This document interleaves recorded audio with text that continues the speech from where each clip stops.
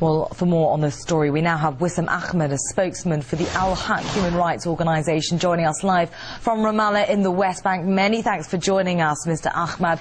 Now, how important was this delivery of humanitarian aid for the people of Gaza? Any aid to Gaza is desperately needed. It was issued recently in a UN report. The people in Gaza are getting approximately 25% of what they need to be able to live. And the Israeli occupation is continuing to deal with the population of Gaza as a population under siege and allowing them to barely maintain the minimum standard for survival. Now, Israel has previously said that the situation in Gaza isn't as bad as some reports suggest, saying that legal aid is getting in. So do you think that they could have had any reason to prohibit the flotilla from reaching Gaza? The Israeli occupation forces continuously espouse this rhetoric in order to be able to detract the international attention from the crisis that is existing in Gaza. And we have field workers on the ground in Gaza that describe a very horrendous situation, and it just continues to deteriorate with every passing day, and every bit of aid is needed.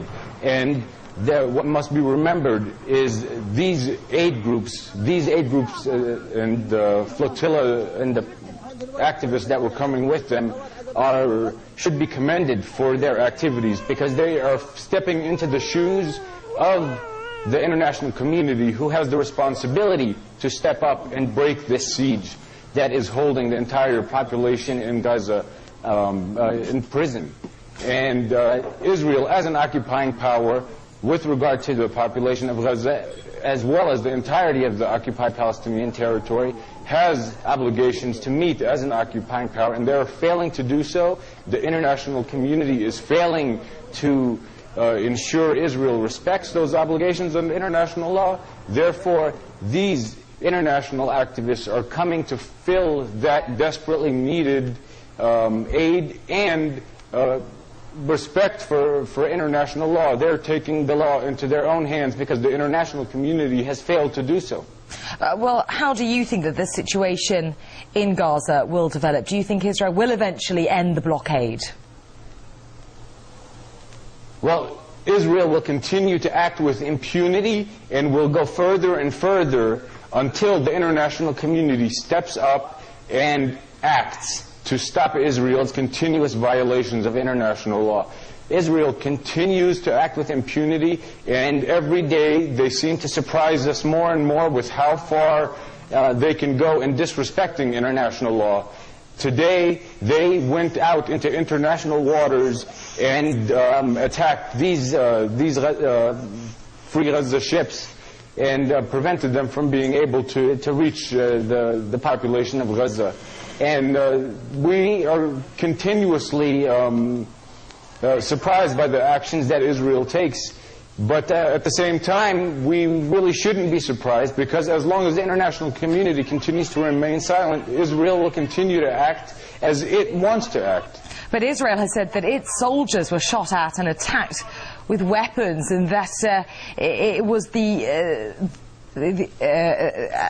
that they were actually merely just protecting themselves. Do you think that there's any truth in that? I highly doubt that there is any semblance of truth to what the Israeli occupation forces are saying.